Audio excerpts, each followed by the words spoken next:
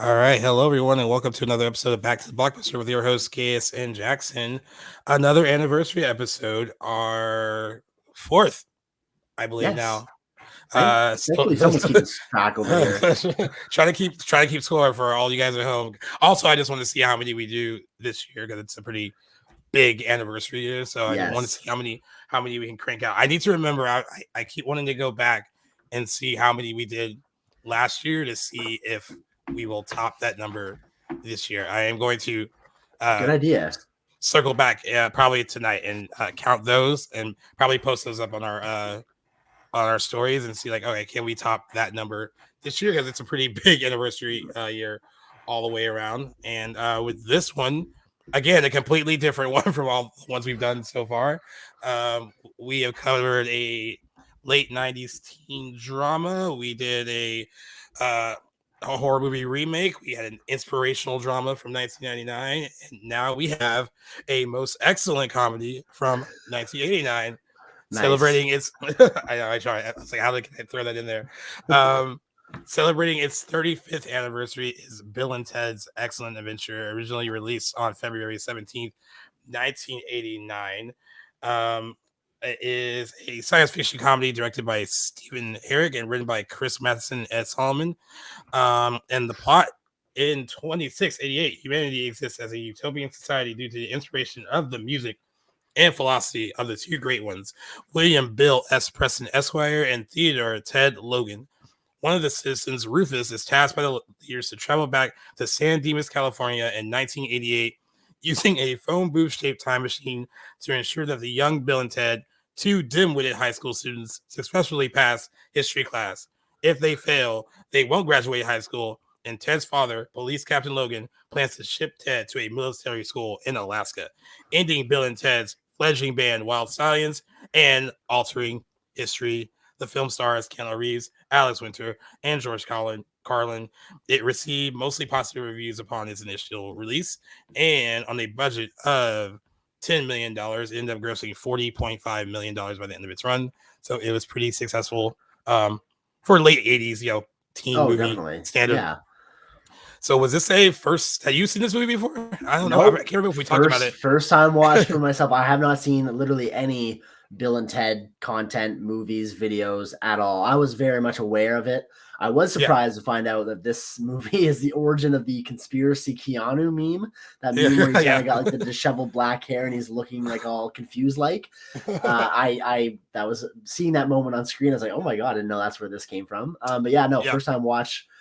For myself, quite interesting. That premise, just hearing you break that down, I was like, oh my god, that is a lot of story in this movie. You'd think it would be like this epic long watch, but yeah, they wrapped it into a nice 90 minutes. It was a great, quick little watch, very fast. It flew by, which I was surprised. And also surprised to find out the original cut of this movie was almost 2.5 hours. So I read that today. I was like, what? I was like, wow, how did they? I mean.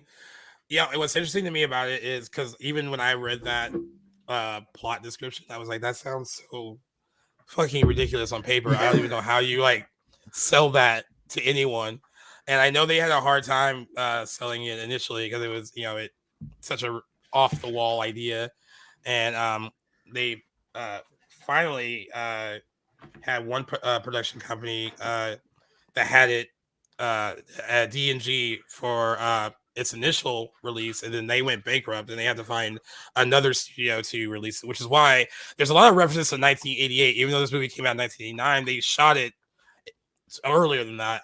So because they had planned on releasing it at another studio, but then Orion Pictures eventually picked it up in 1988 to distribute in 1989.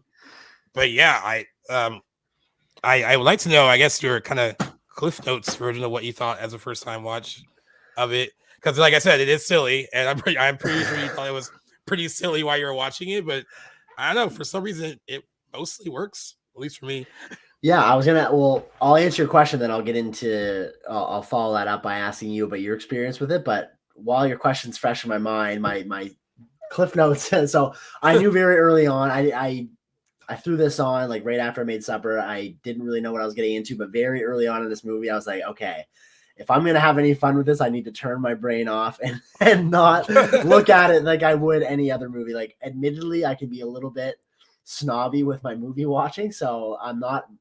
Usually isn't my sort of flavor of film, but I mean, I appreciated it for what it was, and it was a pretty like goofy late '80s comedy. I love Keanu Reeves. I'd never seen Alex Winter act before, but he was great. Their chemistry was like lightning in a bottle. Really they were awesome together. And I guess that comes down to a little bit of the casting process. They found their Ted and Keanu Reeves, and then I think Alex Winter. They kind of found out that they had this great chemistry and cast them a little bit after the fact. Anyway, great casting.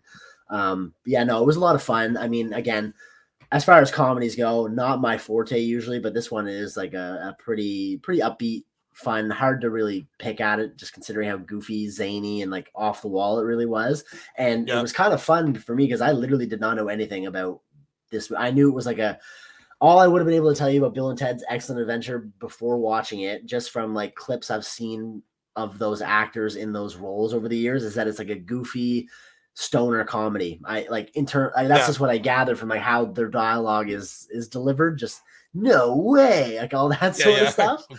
I didn't really know anything about the plot, so I was pleasantly surprised to see how much of history it draws from, because I'm a huge history nerd. Like, that's what I studied in university. Like, I just got a soft spot for that topic, so wouldn't have guessed at all that the premise of the movie focuses on them going back in time and basically pulling historical figures out of history to use for their history report at the end of the movie. Like, that was very zany and funny.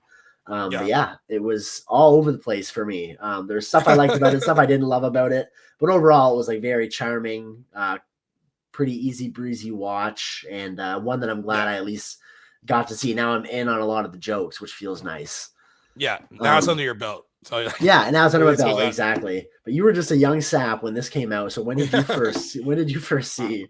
I was pretty young when it came out. Yeah, I do remember watching it a lot as a kid. On VHS, like a lot, because it was just a really fun movie then, and I think I appreciate it. It, like I said, I think we both kind of expressed that it is really wacky on paper. That it seems really so off the wall. But I think what I appreciated more as I got older and even rewatching it now, it is really off the wall, but it's a little smarter than it has any right to be too. Like the way it kind of toys with. I guess not toys with, but like kind of use these kind of historical figures in a really fun, interesting way.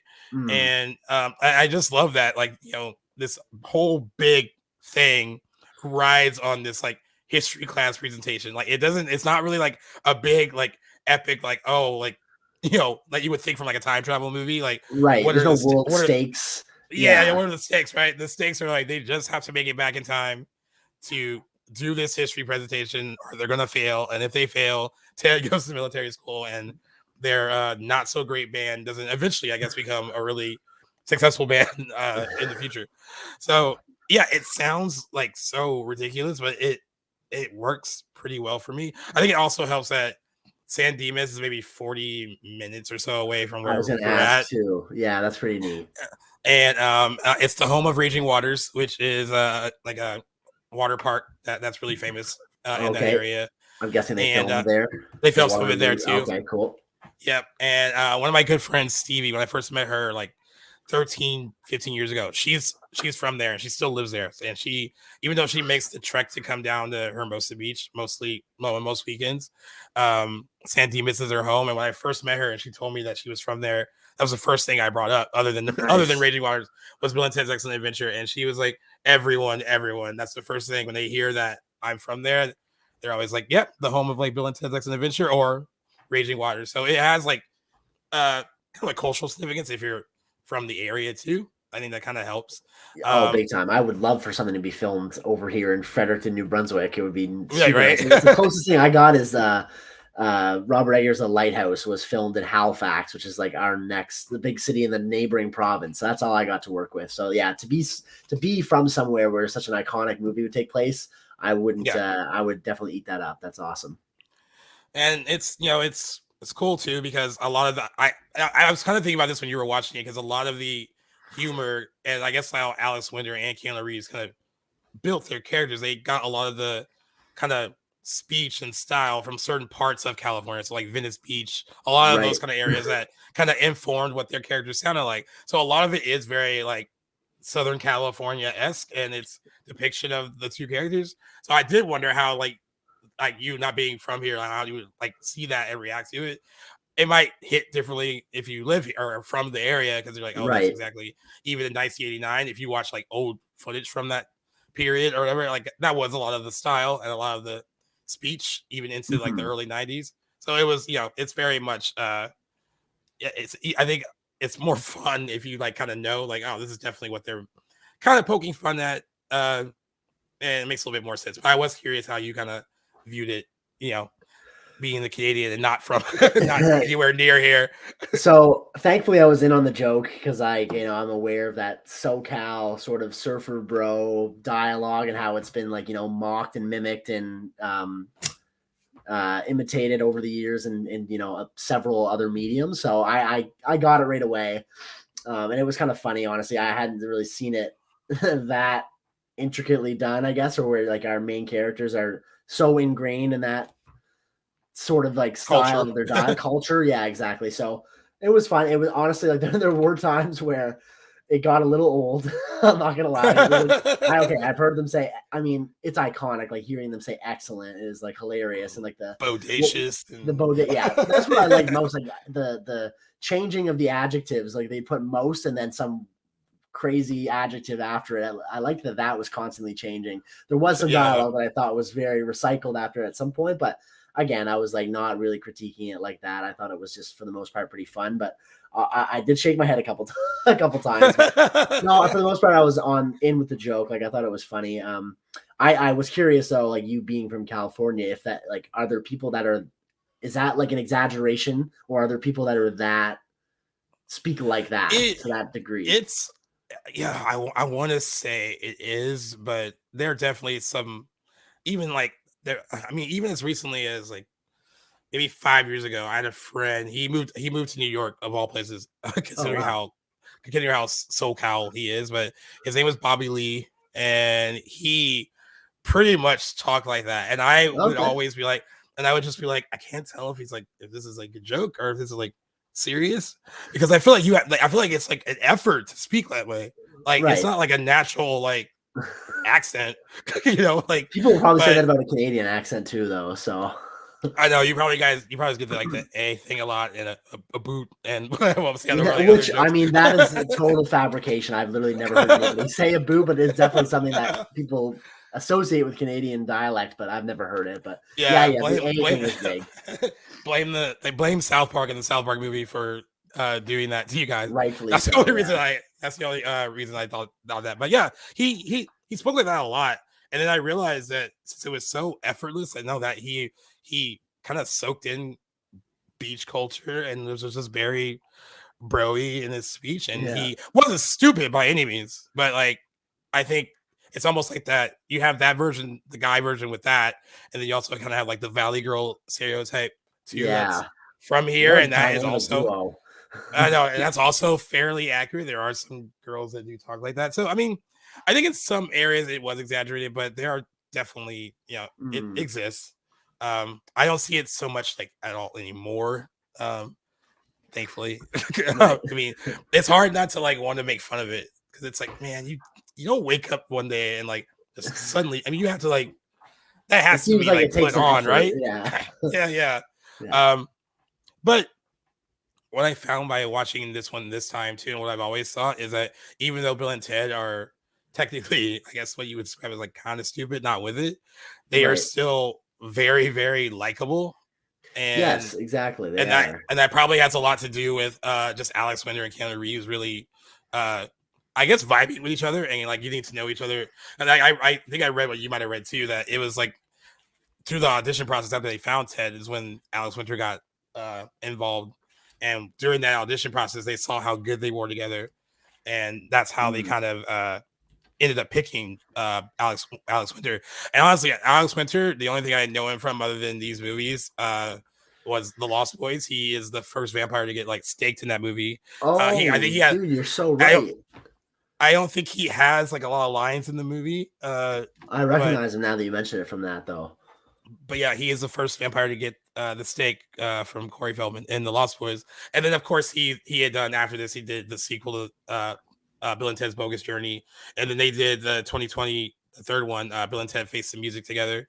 And Alex Winter has gone on to become like a writer, and he does more stuff in Okay. that area now. But they've always remained close, which I think is also really cool that they've stayed friends since doing this wacky movie together, and you kind of can see it. Like I watched I don't know. I wonder how I would feel about the 2021 now because I watched it. Of course, it came out during the pandemic, so Face the that's when I Music. watched it. Yeah, I watched it during the pandemic, and that's when we were like hungry for anything to Yes. watch. Okay. So What were your I do thoughts want. initially? I liked it then, but I Okay. wonder if I would have a different outlook on it now because I was just so like I just need something like to some movies to digest, and I get can't something believe it in was because 4 years ago now. I remember when that movie was being promoted, and I knew exactly like what the characters were from, but I never, still at that point, had never seen the original. So I was like, what? Like, yeah. I didn't really have any investment in it, but hearing now that it was 2020, I'm like, holy smokes. Yeah, and I think if that movie would have had a full theatrical release, it probably would have been successful. A lot of people wanted a sequel for years after Bogus Journey, and it's one of those things where Bogus Journey didn't do as well as the first movie. It did enough where it was like, oh, that's moderately successful, but Right. it's a little different. It's a little different from Excellent Adventure, and it's a little more off the wall and wacky. And but it became like a cult classic after Okay. its theatrical release, which is why I think people were hungry for a third movie, and they're interested in doing a fourth one. They just had to see what kind of comes together. But I love that friendship now seems is very genuine, and it starts in this first movie where you can tell Right. they are really just like they get each other. And I don't know, I I I I think I think a lot of it was on the page, but it seems like they might have improv a little bit I'm with sure each they must other. have a bit. I've heard them described as two halves of the same brain, which I think perfectly encapsulates their dynamic. Yeah. Yeah. Um, it's interesting though. Keanu Reeves, I think they're both very good in this movie. I think I think this film and this image of him in this movie stayed with Keanu Reeves for a very, very long time because there is a lot of, you know, for a while Keanu Reeves wasn't viewed as like a good actor. Like he was just like kind of like, he transitions into like Point Break and Speed, and I like know. I he's good at love them. Point Break so much. So Yeah, I'm like, I he's don't good. get that, but Yeah. my mom can't stand Keanu or doesn't like him, doesn't think he's a good actor. But Whoa. yeah, but she's Apparently not one like of that. Yeah, she wouldn't know all of his great performances. She probably is associating him with this movie, if I'm guessing. yeah. Like Yeah. hot take from your mom. But I think that kind of stayed. Like I remember he's in Bram Stoker's Dracula Oh in God, yeah. He 1992, earns and that flack. I'll yeah, give him that. and like and he sounds very much like a California guy trying to put on like a proper like I guess what British accent in that movie, Yeah. Ooh, it does and not go it's over not well. great. But then eventually he learns to like play to his strengths, and I think he kind of finds his niche later in his career as an action star, which is great. And I think he's also, I mean, there's other movies like he's proven himself to be a good actor in. He's in a movie called The Gift, where he plays like an abusive like redneck in that movie, and he's genuinely frightening in it. So he can be good, but I really think the Bill and Ted persona kind of Stuck with him. carried It on was, for a long, yeah, yeah. for a long time after, throughout his early part of his career. I think. I It, don't argue that at all. I kind of associate in that way too. Before the 2010s, before John Wick really like resurrected his career, but I guess there was a lot of his pivotal roles I wouldn't have seen at that point either. Like I didn't see the Matrix until really late. But I'd always yeah, really liked him in Point Break and Speed. Like those are my Keanu movies. So I guess yeah, but yeah, I did get the sense that too, like those movies notwithstanding, he was sort of known as like this, I don't know, just sort of like a B grade hippie kind of actor, which I don't think is like an accurate portrayal of what his career really is. But yeah, I agree though. I can see why the Bill and Ted kind of persona stuck with him. I think the hair too kind of lends to that too. yeah. It's very Yeah. like kind of like it looks like Yeah. it's stoned. Yeah. Mhm. It's funny because Rolling Stone listed this movie as number 8 on their 10 best stoner comedies, and I guess it is a stoner comedy, but they never explicitly like reference them being like No, not at stoners, all. right? I mean, Yeah. it's just like it's just like a persona thing. And you're kind of like assuming maybe that could Right. be part of what's going on here. Totally. But I looked that up and I was like, oh yeah, they That's really explicitly interesting. say that they're like potheads. But I mean, Which I feel like would be a pivotal, like one of those essential characteristics for a stoner comedy. Like I almost think like it doesn't really qualify. That I mentioned that too when I was telling you about my experience with the movie before seeing it. That's how I perceived it, and yeah, it was because of how they speak, and mostly my assumptions of that movie being a stoner comedy are from the dialogue itself. But like having watched it, I don't feel that way anymore, other than how yeah, they speak. But there's literally, like you said, there's literally no mention or even portrayal of marijuana anywhere. So I would say like it doesn't really qualify as one, but I don't know with the yeah. sequels if they maybe like kind of add any of that. Have you seen It really isn't. It Bogus really Adventure? isn't like kind of.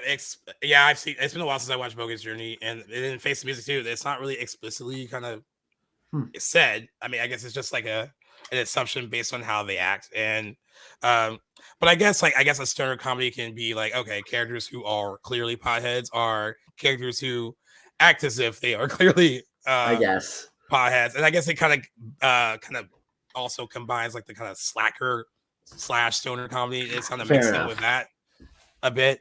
Um, but yeah, I thought that was interesting that they had that on the list. But I guess most people would consider, if you were to ask like random people, it might end up being on their list of stoner comedies. They might consider it one too. It'd Fair be enough. up there with like Half Baked or a few like what Fast Times at Ridgemont High, like some of those. Ooh, I gotta see that too. So Days and Confused is another one. I guess that yes, some that's people, the yeah, ultimate. Yeah.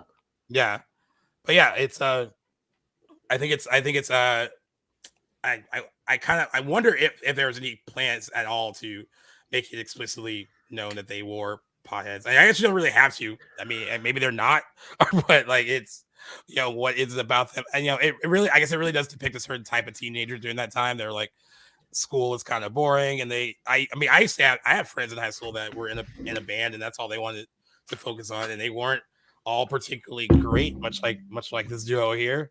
They thought Right. they were, and they really just cared about music, and that's all they wanted to do. Hmm. So that part of the movie is kind of fairly accurate. It's Yeah, like and it feels like they're portraying like a universal teenage experience. At least like if you weren't the type of teenager that they were, you probably had a couple buddies or knew some people at your high school that were like Bill and Ted. yeah, But definitely. yeah. Wait, were there people like? I mean, I guess this kind of persona is not in your high school experience, but No, are like there we definitely similar? not to this level. I really think like the accent and like the dialogue is like the standout, but there were some dopey, um, not academically gifted people, I guess, definitely from middle school Yeah, and high school or junior highs, as it's known as. But it's really the dialogue I think separates Bill and Ted from maybe anybody that I knew from my high school. But definitely right. there were similar archetypes for sure. They seem like they're an amalgamation of a few. But Yeah, yeah, oh yeah, definitely not far removed. I can think of probably some people I went to high school with that would strike me as a Bill and Ted type. yeah. Yeah. I guess one of the early jokes I wanted to ask you about, Mm, and I think it's funny because like she is in the 2020 film too. So I that's why I actually did like about it is that they brought some of these key people back for that movie. But Bill's like a stepmom, Missy, where they right. constantly make jokes about her being like, I guess him being like, I think she's hot or attracted to her, like whatever. And then also the dad, that whole interaction with the dad and her when she like brings in the grilled cheese sandwiches and he's like staring at her and not really listening to like their Right. whole their whole dilemma about like if they fail, like this is gonna happen. Right. Um, did you think those jokes aged particularly well, or did they work for you, or was it weird, or what did you think of them? It was kind of odd. I'm not gonna lie. Like it was a little funny, but like how when they leave the room and Ted is telling Bill. I'm probably gonna mix up the names at a couple points, but I Yeah, think Bill. Bill's a blonde, and then Yeah. Ted, So yeah, I guess Keanu Reeves, yeah, Ted is telling Bill then that he suspects that Bill's dad is going to have sex with his stepmom right there in their room, like after in they the left. room, Like, yeah, it yeah, kind of came across as odd, but like I was like, yeah, okay, maybe this is just of the time. However, I yeah, think like the recurring joke about Bill's stepmother being attractive, like kind of culminates in that joke at near the end, like during their uh not book report. What is it that they're trying to do? I'm not Like used the to that history, like the history like presentation, whatever presentation. Yeah, project. it Yeah, all kind of comes to a head when there's this little snippet of Ted being on Sigmund Freud's like couch, and then he kind of like asks Bill if he wants to sit down on. He goes, "Oh no, I just have a slight Oedipus complex." Like that. That was funny. Like that really got a laugh out of me, and kind of like was a nod to like the earlier mentions of like his mom or stepmom being attractive. I thought the weirder part though, or what I just didn't find funny, and I didn't know why like this joke was so recurring, was like that he kept calling her, that she wanted to be called mom even though she was a stepmom, and he keeps calling her Missy. Call her Missy. And I'm sorry, mom. I don't know. That didn't land with me. Not that I thought it was like not funny. It's just like I didn't know why. Once or twice was enough. But I think it happens like 3 or 4 times. Just thought that was odd. But I mean, I think almost every time he is introduced with her, or if she comes into a scene, right. It's done. And like you said earlier, there's a lot of recycled jokes in the movie. I do agree with that. There's a lot of, you could tell. I mean, there's like I think in comedy there's like a rule of threes, and like after the third time, it's not supposedly not as funny anymore. Yeah. And some comedies don't really follow that. They'll just like run a certain joke into the ground until it's even 3 can be pushing anymore. It depending on what it is. Like 2 was a golden number, I think. If it's good. And this movie has a lot of, and I do agree with you though, that the whole joke with her does pay off in that one line during the presentation, because I actually laughed out loud at it when I was watching it today, because I totally forgot about it, and like his delivery of the line was perfect too, because it wasn't like too obvious. It was like, oh, that was clever. That it eventually like pays off in a really funny kind of way. Definitely. But yeah, I think it is a kind of a joke and thing of the time, and then kind of having like what she really looks like a typical like blonde kind of woman from the 80s, and like I think that was the whole like concept, and I think it kind of, I agree with you, the whole Missy thing didn't always, like, I think the first couple of times I thought it was kind of funny, but then it got recycled too much. But again, it does pay off with that really funny joke at the end. Exactly, so which kind of makes it all worthwhile, which is fine with me. That was great. But yeah, out of all the people that are sequences where they, go back and grab historical figures and and bring them back here, did you have like a favorite one of the historical figures that is featured in the movie? I guess, I mean, Napoleon's a standout. I think just the recency bias of having just seen a movie all about him recently was kind of like, he was top of mind, and he kind of gets, I think, of those historical figures, kind of gets a lot of the dedicated screen time as to his character. What was kind of bothersome is like the simplistic French dialogue that he gets. Like he's saying such, and I get it again. Like this is me like trying not to nitpick, but I'm like, it's kind of funny seeing all these, you know what I'm saying? Like there's many like so many historical figures, many of which didn't even speak English. It's kind of like, okay, how are they meaningfully communicating right now? And like, why is Napoleon saying like elementary level French sentences right now, like when he is like, a full grown man from France? But anyway, he had some funny stuff. I like that they kind of just like leave him with, is it Ted's younger brother? Yeah, brother. Yeah. That was kind of cool, and how they tie it into.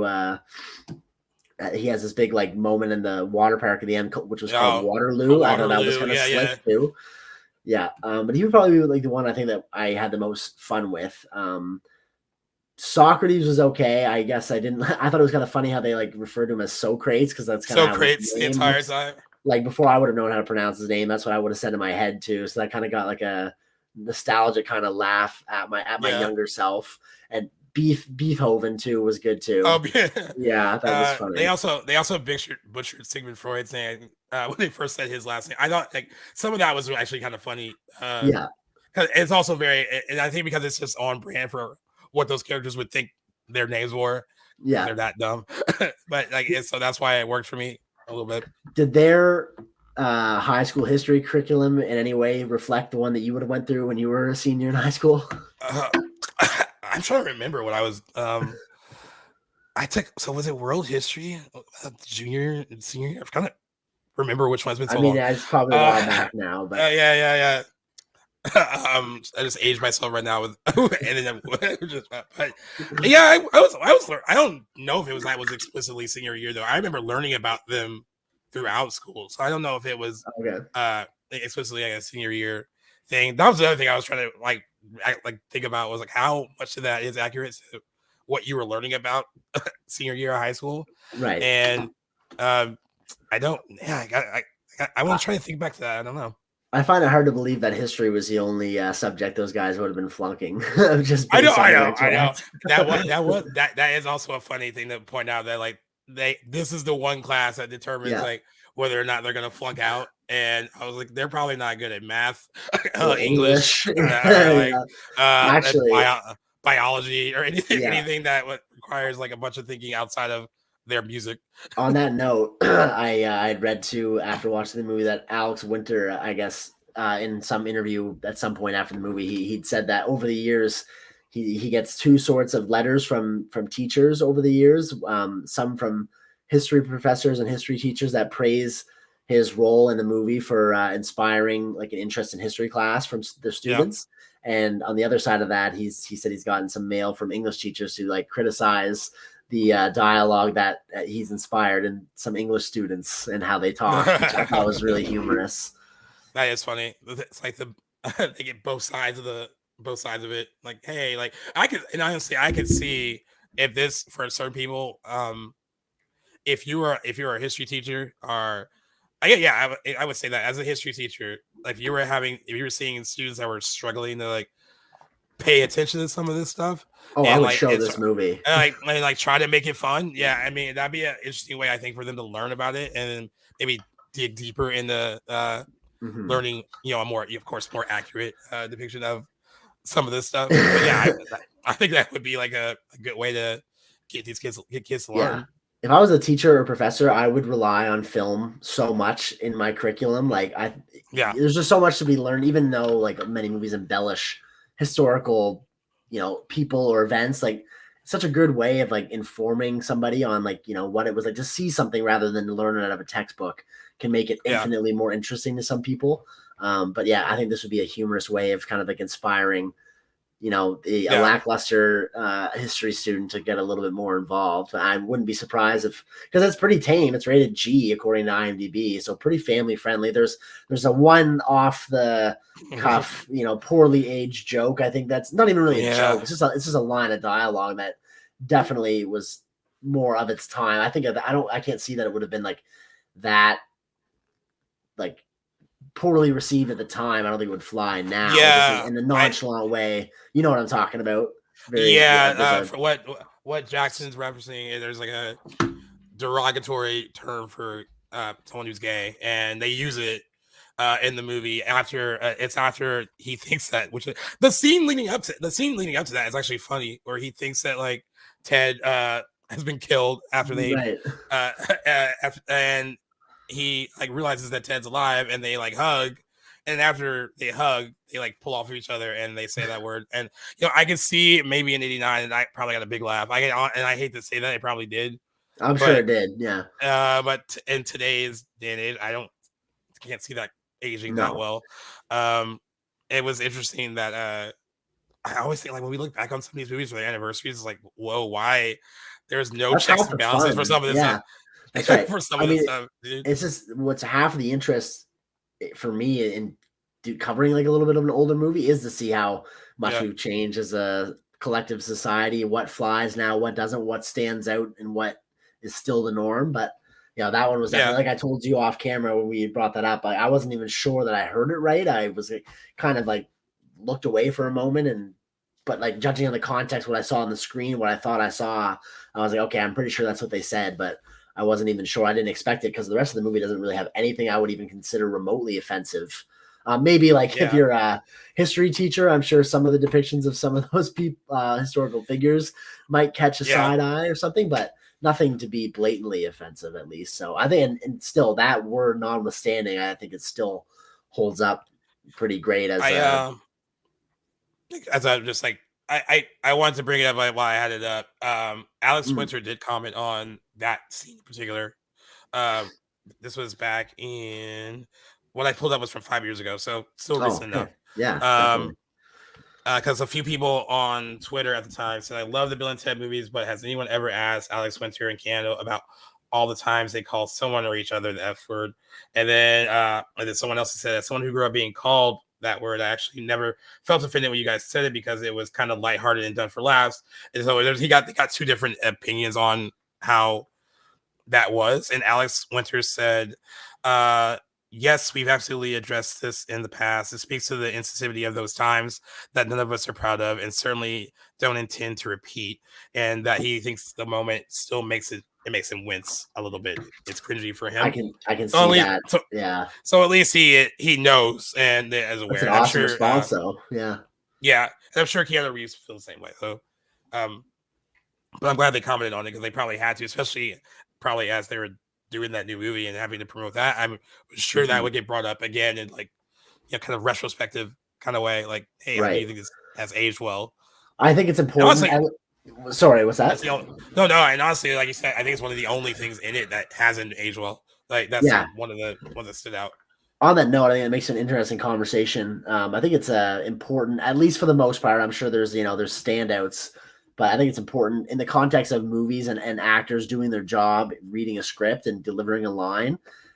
Important not to hold them too accountable for stuff, especially when you look back years and Yeah, years later, what might have been able to fly back then that might not now with the changing of some cultures and sensitivities and whatnot. I think it's important to not hold them too accountable and demonize them for something that they may have said such and such yeah, years ago. It depends. So you got to take their character into account, their character as a person, not who they're portraying. And at the end of the day, as long as it's not a well documented case of improv, they are reading something that was written for them to say. So, but it doesn't true. seem Yeah, like I agree with they've that. yeah. And I think it is a product of the time. I think in the 2000s and on, the whole kind of male relationship in these kind of movies changes where it's almost like accepted to have this kind of like bromance in these kind of movies, Right. and that really changed over time. But I think in the 80s, 90s, we even saw that when we talked about Can't Hardly Wait. They use that word in that movie too, Right. as a joke. And it's probably gonna be in a couple other movies we cover for anniversaries too, where it's like that's just a product of the time, and it's unfortunate. But you do see a change in it in these kind of movies. Like I said, in the 2000s and so where it seemed Definitely. like male relationships in TV and in movies like evolved into like, hey, you can be like affectionate with your male friend. It doesn't mean anything more than that, other than you're friends and you love each other, and that's it.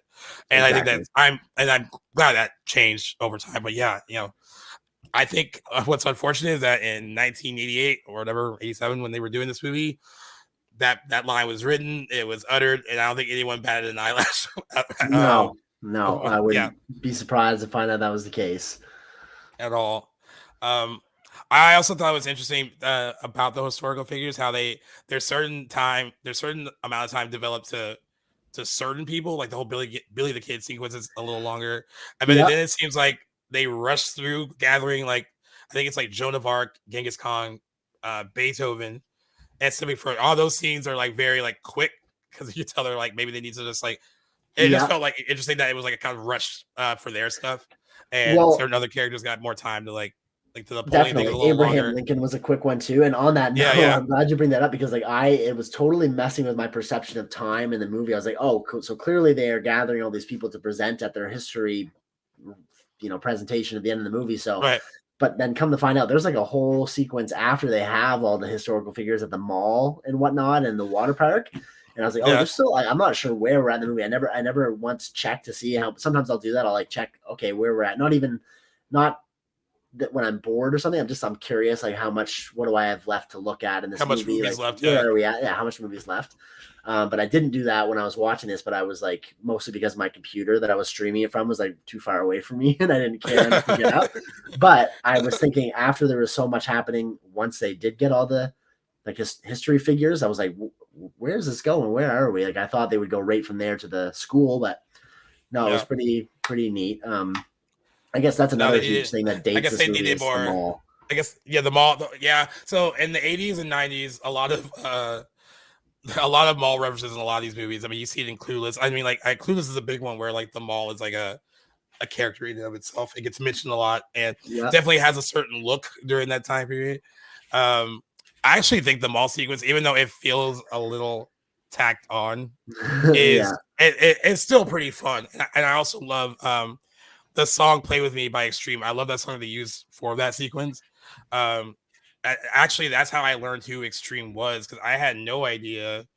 Because I used to hear their song. They have a song in the 90s called "More Than Words." It's like a slow acoustic song that is their biggest song, but I didn't know it was them until I heard this song from this movie, and I was like, "Oh, who is this? This Extreme?" And I was like, "Oh, never heard of them." They're like, "Oh, yeah, you have, because they did this other song," and I was like, "What?" And I guess like "More Than Words" is very sappy and acoustic. It's the only song that they have that's like that. Their other songs sound more like the song that was used in the movie. I can't even picture it right now.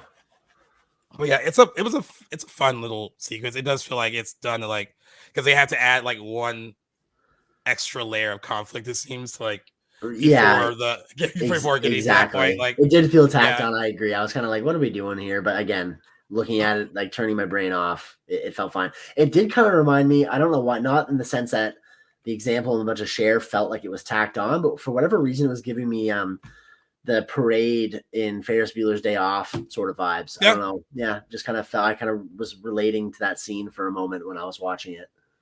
Yeah.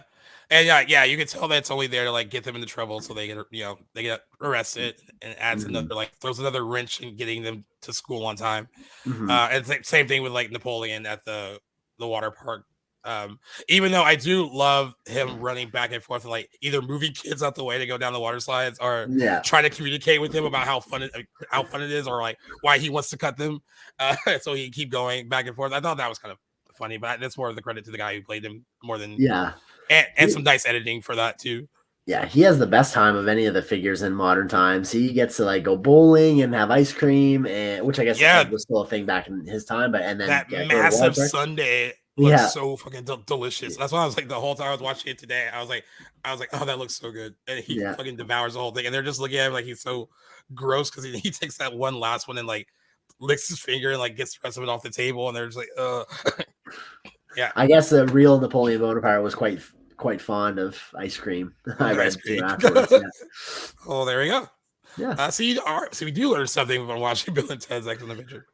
Clearly, there was I guess the writers must have, in some capacity, been history fans for them to choose this, like this class of all things, for them to be struggling in and to focus so much on history. I'm guessing that they were interested at least mildly in it, and that's depicted a lot. Like, there's a lot of subtle details that relate to these characters that like are kind of them going above and beyond, like naming or having like the water park be called Waterloo. Like, that's just like a slick little nod.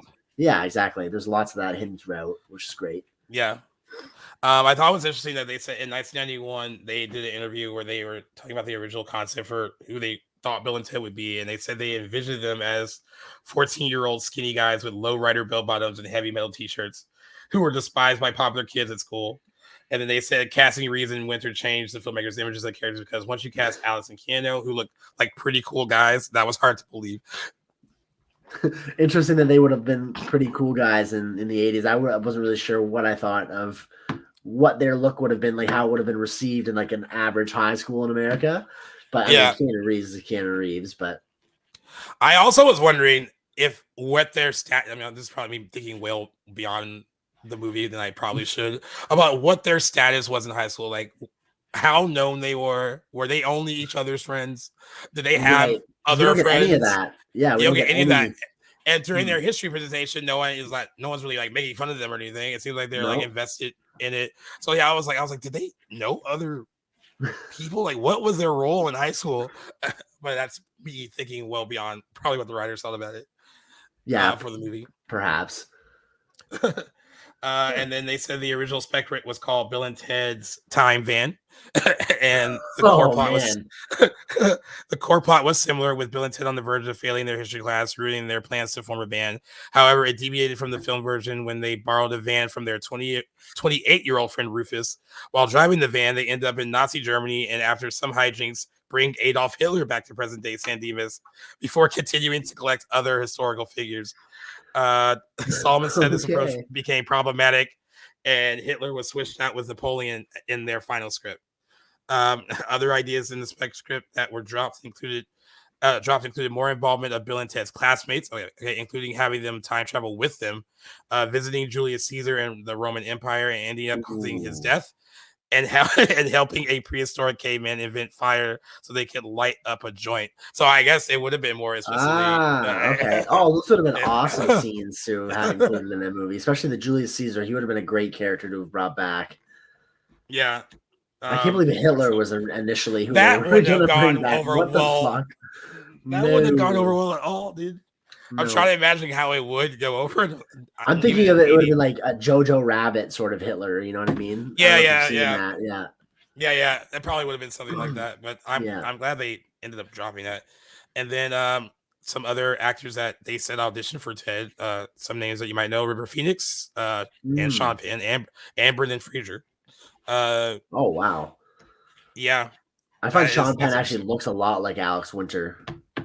Yeah, if you watch Fast Times at Ridgemont High, I guess that's really why they thought maybe Sean Penn would be good. When did Ridgemont High come out? It was like more like in the early '80s, I believe. Oh, okay. So a few years before this movie. That's been on my list for so long, man. I can't even tell you. I've just never got around to it. It's really funny.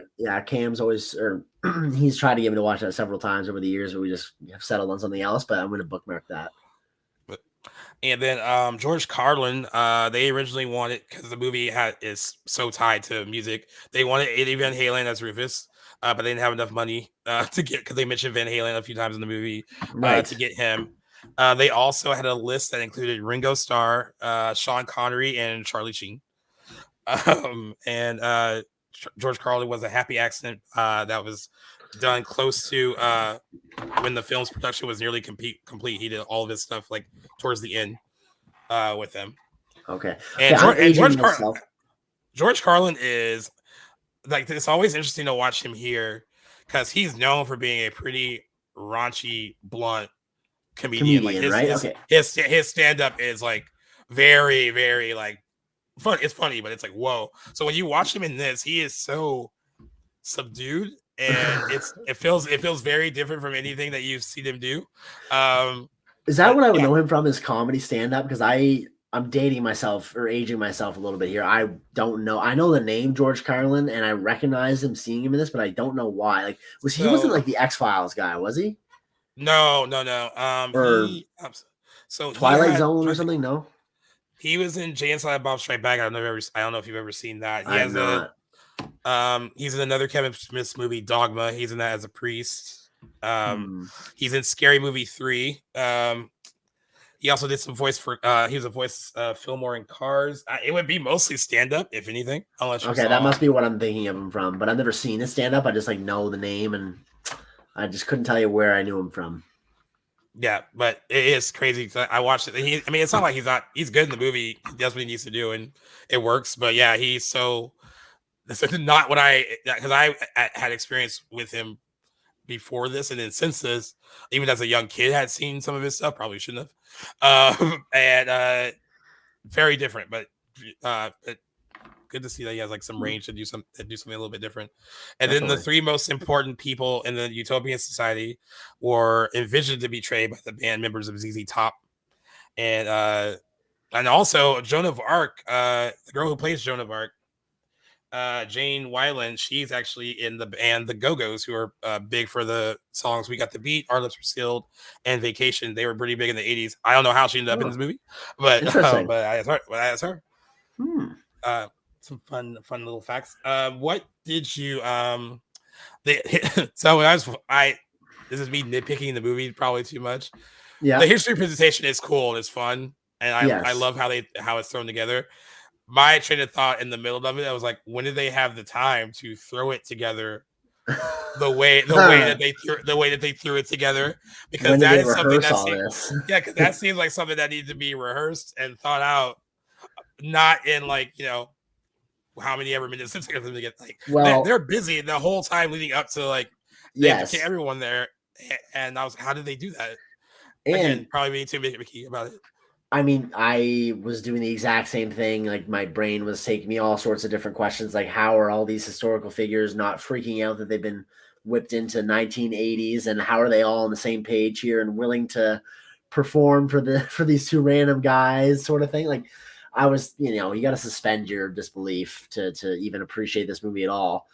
What I found myself thinking throughout is, how are they going to bring these people back? Because a lot of these historical figures, most of them, don't have very happy endings. So, and I'm sure maybe Bill and Ted would have known a little bit. Obviously, they probably would have known that Abraham Lincoln was assassinated. Actually, a few of them were assassinated. Joan of Arc was assassinated. Napoleon is rumored to have been assassinated. I'm not thinking they would know all these details about all these people, but I was like, what do they think is going to happen to these people when they're done with their presentation? Are they going to go willfully off? And honestly, now that I'm thinking about it, I can't exactly remember. Do they all just jump back in the time machine at the end and they just zip off? Or? Yeah, they're all like the presentation ends, and then they get in the time machine and it disappears, and we don't really see them individually go back to where they're from. Right. But that is a very interesting tidbit. Like, if you were Bill and Ted, I mean, I'm guessing maybe they didn't. Well, no, they had to learn enough about them to know what their fates were. So would you send them back to where so their time? It's like a Spider-Man No Way Home sort of scenario. Yeah. I was like, that is an interesting way to think about it. The way I like the one thing they said about Joan of Arc is that she was going to take like the stuff that she had learned from like that aerobics sequence at the mall, and she was going to take that back to like train like all their fighters and warriors and stuff. I was like, that didn't happen. That's not what happened at all. But yeah, you're right. You got to suspend your disbelief a bit. Yeah. But I was like, man, there must have been like a cut sequence where they actually like went over the presentation, because like it was like so like it must have prepared and like thought out, even to the point where Billy the Kid gets introduced everyone. Like, I mean, there was a lot of like, it was so thorough. I mean, fun, still really fun. I thought that. I'm curious if there is like somewhere out there director's cut, because there's like an hour footage they cut from what they originally filmed. Like, it seems like there's a whole movie missing in there. Not missing in the sense that it comes across like it's missing, but there's a lot of details left on the cutting room floor, no doubt. Yeah, it seemed like there would be, and because like they said, the original cut was almost 2.5 hours. Yeah, exactly, and then it ends up being an hour and a half. Yeah, that is crazy. I found something. Yeah, the initial cut of the film was 2 hours and 25 minutes long, and was proved significantly. One such film scene was a lengthy choreographed song number that would have led off the film, starting with Bill and Ted dancing via air guitaring on their way to school. It ended up getting bullied by jocks once they arrived. So I guess that would have you would have known their roles in high school if they would have kept that. Okay. They said in February 2020, Winter found some stills from the film version of the scene on an old hard drive and shared them on the internet with some additional details on its production. Winter believed that Kenny Ortega had been involved in establishing the choreography for that scene based on the time period and his recollection. Winter said neither he nor Reeves could dance prior to shooting the scene, so the scene was rehearsed for roughly an hour a day across several weeks, concurrent to other parts of filming. Winter identified other scenes that he recalled filming that had been cut, including a scene involving a prom and a running gag involving the pudding cups and the John the Surf character that remained in the film's credits. While they had tried to find the film reels with this cut footage, Winter said that with the fate of the original studio that had the film following its release, it was likely all lost. It's unfortunate.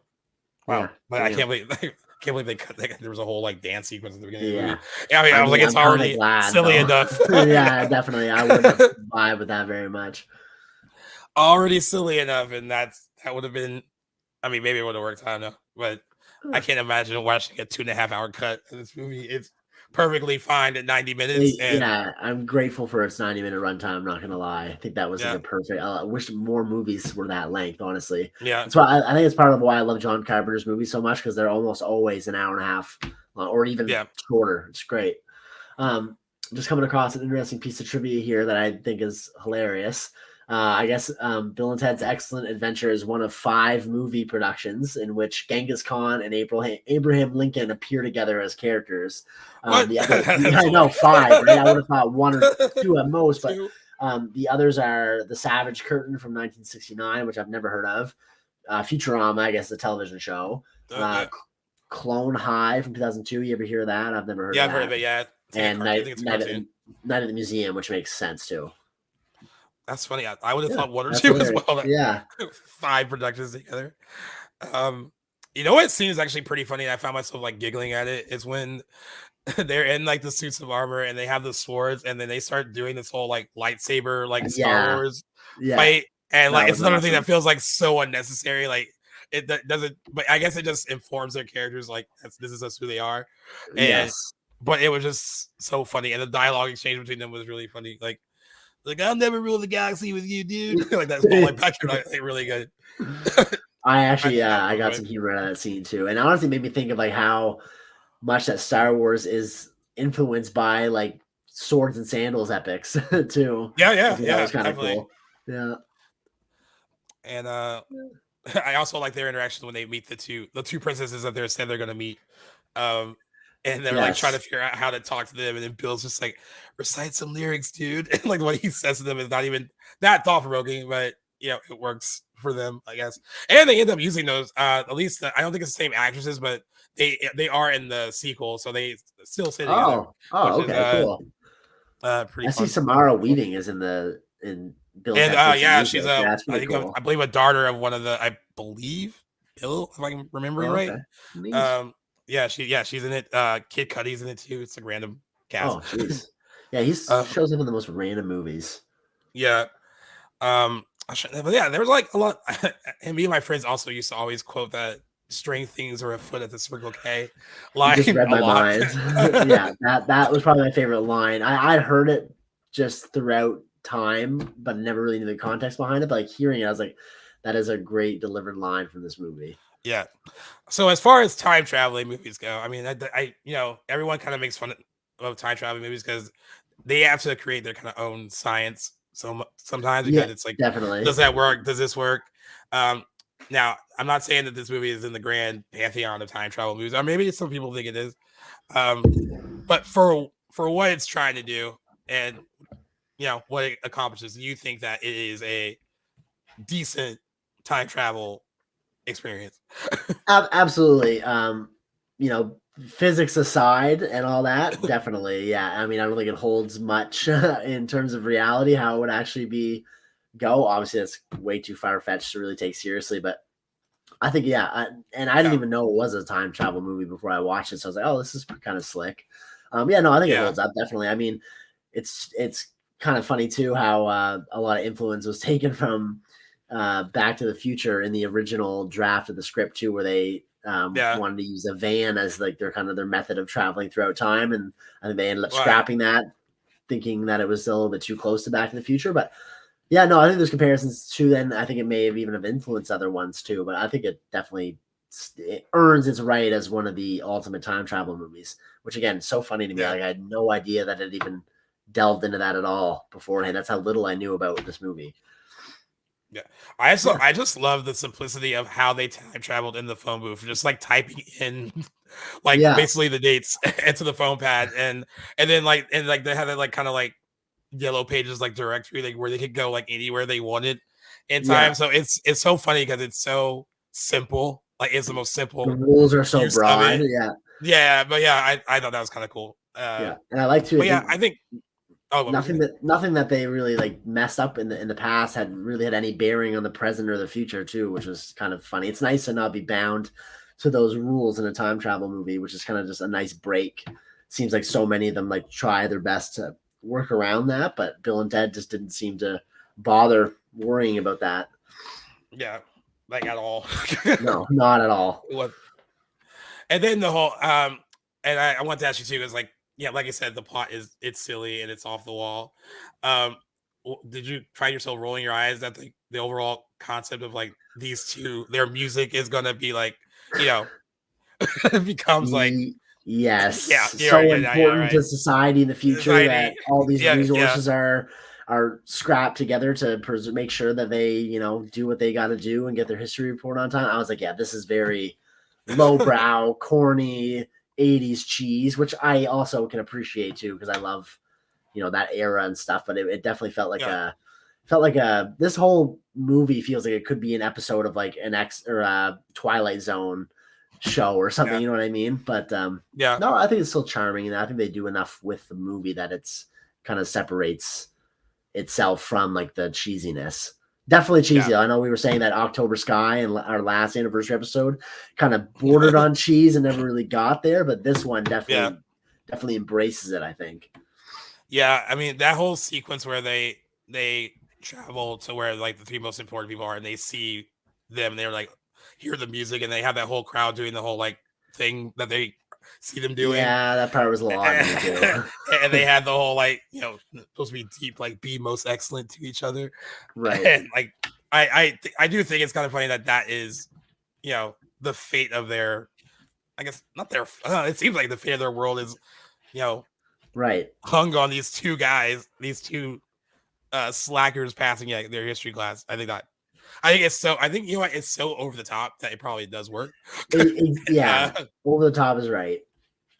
And like, yeah. I always thought that was interesting. And they don't really I love that the movie doesn't really like go out of their way to explain how important they are. They're just like, hey, this is like what their music is this is what's gonna happen. There's no real like deeper thought into it other than what we're told, and they're like, all right, and you just run with it and go with it. I do, thinking about it now though, I do think it's kind of interesting. There is a parallel there in how impactful music is on culture and society. So I think it's kind of cool that they just kind of lend into that thought on a very extreme end. Yeah, that's true. Actually, I didn't think about it that way. That's pretty interesting. And then like we said, Bill and Ted was released on February 17th, 1989, grossed 40.4 million domestically in a budget of $10 million, considering that the original studio went bankrupt and this had to be shopped around and wasn't released until 1989. I would say that it did pretty well for its time. When it came out. The film currently holds an 82% fresh rating on Rotten Tomatoes. However, some professional critics that didn't like the movie. The Washington Post gave the film a negative review, finding the script written by Chris Matheson and Ed Solomon as made only the sketchiest attempts to draw their historical characters. They exist as foils and nothing else, and the gags that they are hung on them are far from first rate. And that if director Stephen Herek has any talent for comedy, it's not visible here. More than anything, the picture looks paltry and undernourished. The New York Times referred to the film as a painfully inept comedy. The Los Angeles Times said they were unimpressed with it, concluding, make no mistake, Bill and Ted's Excellent Adventure is not a satire of mindlessness. It's unabashed glorification of dumbness for dumbness sake. That's what this movie is.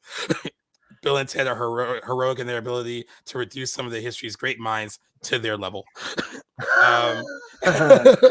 That is quite the slander. Despite that, it was a big hit with audiences, and it spawned a lot of stuff. There was a cartoon that came off, Bill and Ted's Excellent Adventures, an animated series that first ran on CBS in 1990 and featured the voices of Winter, Reeves, and Carlin returning in their film roles. And then there was a second season of 8 episodes that ran on Fox Kids with the voice cast of Fox's then upcoming live action series. There was a live action series that came out in that period called Bill and Ted's Excellent Adventures, but Keanu Reeves and Alex Winter did not do that. They also have several DC Comics tie-ins for Bill and Ted. There have also been video games for Game Boy, NES, Atari. When the movies were very popular, they were featured in Halloween Horror Nights at Universal Studios Orlando and in Hollywood. And also, like we said, there's been 2 sequels. Bogus Journey it's funny, but it's a lot different. It's like it feels darker and it's satire. And like there's this whole thing with like the Grim Reaper, which actually has become its own funny thing that franchise is referenced from. Face of Music has a character named Death. I know that much. Yeah, and yeah, he's introduced in the second one. It's funny, but it feels like the writers were probably more high when they made Bogus Journey. High on different supply, maybe. Yeah, when they put that together. But I think what has carried on through all 3 of them, and it starts here, I think what works is, like we said, the chemistry between the 2 leads, and the concept of the first movie is so it's so like off the wall, but it works because it's also kind of simple in how they put it all together. And I don't know, when you're watching the whole history presentation at the end, you as an audience member, you almost feel like proud of them. Oh, look, they put it together. They did what they need to do, and it's informative enough, I guess. And you're happy that they accomplished what they set out to accomplish. Definitely. Whether or not you think their abuse is going to save the world later, is another story. Because I love that by the end of the movie, they're still not very good at No, I guess being not. musicians. And they have that whole joke like, well, they do get better at the end of the movie. Yes. But yeah, I still found it highly enjoyable, and I think there's a reason why I did watch it a lot growing up as a kid. It is I think when you're a kid and you're watching it, it's probably a lot more fun. I think I would have really benefited from having seen it earlier in life, but just I never ever crossed paths with this movie, so that's why if it wasn't for the show, I don't even know when I would have gotten around to seeing Bill and Ted. It's a movie I've never even really discussed with my film loving friends. I don't even know if I've seen a physical copy of this anywhere. So glad I finally got to experience it though. Like you said, now it's under my belt. Yeah. But piggybacking off what you just said, I think it'd be a great time to segue into our rating. Seems like you're very fond of this movie. I want to know what you think. I am. What's your score? I was like thinking about what yours might be, and I was like, oh, I can't tell. Don't worry about that. You go first. Oh, by the way, there are physical copies of this too. Actually, I figured there were. Yeah, okay, that's a great looking Blu-ray that you got there. Hold that up again. I want to see the cover of that. Yep. It's not as cool as the official poster for the movie. The official poster is is a little bit more fun. It kind of is a riff on this, but it has like all the historical figures like in the phone booth, and they're sitting on top of it. Yeah. You know what? This is gonna be one of those things where nostalgia plays a big part, and that's totally fine. Absolutely. I'm gonna give it a 4. If we're doing letterbox scores, yeah, I'm gonna give it a 4. Okay. And this is just purely based on I grew up with it. It's a fun movie to grow up with, and I think it still holds up mostly as a comedy, with the exception of that one joke that we mentioned earlier, right? And maybe the stuff with like the stepmom, the whole Missy thing. That could be another one. Yeah, it was a little off the cuff. But I don't know. I think it's funny, and it's a nice breezy 90 minutes, and Alex Winter and Keanu Reeves, like, they're having so much fun that it's almost infectious. Yeah, we can complain about like some of the recycled jokes, and there are a lot of them, but they are 100% committed to these roles that you start to like them more. Like, they're dim-witted, and they're not totally with it, but you start to like love them despite that. And I think that has a lot to do. That has a lot to do with like how good those two were in those roles. And yeah, so yeah, guys, whoever's listening, this is a lot of it is nostalgia based, right? Why I'm giving it 4 stars. It's all personal preference, right? I mean, that's totally how your score should be assessed, right? I mean, that's it's arbitrary to begin with, so it's what it means to you. And with that being said, like, again, I didn't have nostalgia for this movie. It was a first time watch. Judging on that alone, I think this score, which it might be like surprising, it might sound like it's negative, but like I'm giving it a high. This is higher than I think I would maybe give like another comedy in the same vein. For me, if we're going letterbox, like I'd give it a nice like 50%, a 2.5 stars out of 5 for me. And see, that does sound low on paper. Okay, like a hard 2.5. Exactly. A really good 2.5. I'd round up before I'd round down. You know what I mean? And I think maybe a future viewing of this movie might increase that score. But as a first time watch, like I said, I'm really biased towards comedies as it is. So that's a good score for like an 80s comedy for me. That's an interesting thing too, because like, we've both talked about how like comedies for us are our least favorite genre. And when they're really bad, they're really bad. And when they're really good, they can be really good. I will say, for someone who is I guess known you for over a year now, like that would be a decent score from you for a comedy like this. Is that kind of where you thought I would land? Yeah, I thought possibly a 3, but I'm not surprised that it's 2.5. And people that listen know that you explain your scores pretty well. Like, you're not like, don't think this is like, and I don't think the movie's awful by any means. No, not at all. Works for what it is. And the fact that you had even though it was about time travel, you only really knew about the Keanu Reeves meme, and I guess the title of the movie, and that was about it. Then the fact that you said you probably wouldn't even like have seen it anytime soon if not for this. That's right. It's pretty interesting. It is interesting to kind of see like what these movies mean to like different generations of people. So like me having grown up with it, it's gonna hit differently than someone who just watched it for the first time today. So yeah, Exactly, which is a lot of the fun. That's a big part of what I like breaking down movies like this that you've seen and that I haven't, and vice versa. The odd time it happens when I've seen something that you haven't. I love getting someone's first perspective on something like that. But I anticipate like my enjoyment of this movie will increase over time. It'll probably be a while before I see it again, but I would definitely like check out the sequels, like no question about it. I'll probably tell Cam about this one, see if he has any interest, or I'd pick his brain and see if he's already seen it, because like that's my go-to. Other than you, of course, like that's in person. That's who I bounce movies off of. So be interested to chat about that one a little bit further if he has seen it and see what the sequels are all about. But yeah, and then is there any?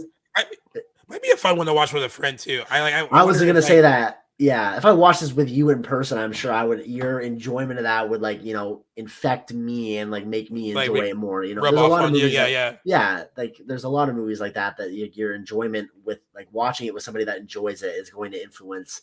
So I think I definitely would. This would be a great like buddy movie to watch with a couple buddies some night, like Saturday night sort of thing. But I mean, I just watched it alone for the first time today, so that's kind of what I'm left with. But overall, I'm skewing positive, not negative, which is a bonus. Yes.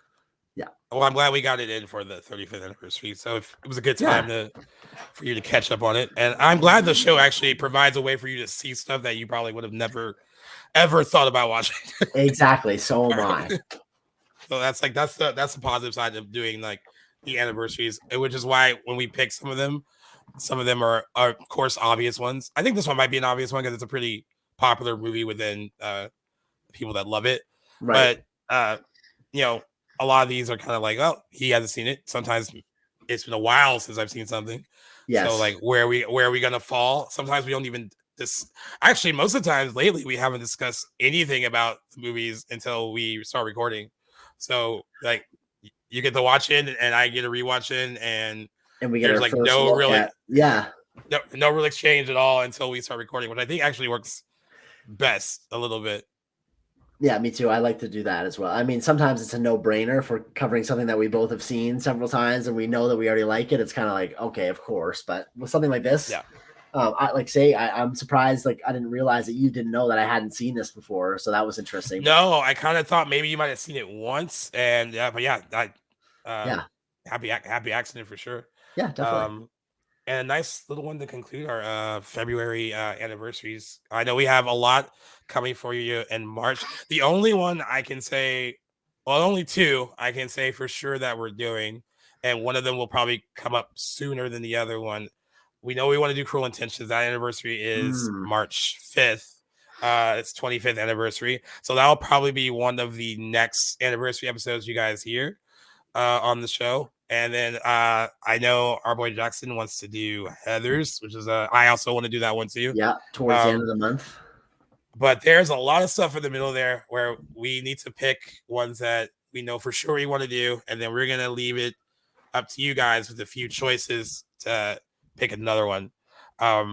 So it gets fun in March. There's a lot to pick. These are really picking up. I'm seeing the list too that we got up to May here. But yeah, so stay tuned, guys, to to our socials where we're gonna have you guys maybe select one for us to cover in March, and probably for the remainder of the months of the year. We're not gonna be able to get them all, but it'd be nice for you guys to vote and let us know what you want to see us cover. I'm excited for that. We did that a little bit. I think we did that back in whenever we did Pirates of the Caribbean. I can't remember if it was October. Yeah, September. We did start, and it was something that we wanted to do consistently, but then the strike was going on. There wasn't a lot to like discuss, and then we started the whole Then we did the Tales of Horror thing, which kind of made it harder to do the anniversary voting process. But it is something that we're gonna pick up again in March and throughout the rest of the year to mostly help us because we want to make sure that you guys hear one that you really want to hear, but also it takes some of the stress off of us picking one of the movies, which is nice, and allowing you guys to do it. So that'll be fun though. Hopefully you guys choose well. Yeah, so stay tuned to that. And I think if there's nothing else, that wraps up our anniversary of Bill and Ted's Excellent Adventure. Also, episode 153 of Back to the Blockbuster. So thanks again, guys, for tuning in to another weekly episode. And if you guys feel like taking an excellent adventure yourself, feel free to time travel through our playlist. We have 152 other episodes for you guys to listen to. And you guys are able to find those anywhere where you get your podcasts. But of course, feel free to download the playlist app anywhere, depending on whatever sort of device you have. You can find it on your app store, and give Back to the Blockbuster a follow and a listen to there. And of course, check out our next episode. We'll be breaking down the last couple of weeks of industry news. And of course, look forward to further anniversary episodes for the month of March coming here soon. Check us out on our socials. And of course, we will see you next time. Gaius, always a pleasure. Yeah, always a pleasure. And I love that little improv throwing in of the Excellent Adventure I'm and trying, the time traveling to our old episodes. I was like, I know you didn't write that. I was like off the cuff. Good job. Well, thank you. Take care, my guys. friend. Until next time.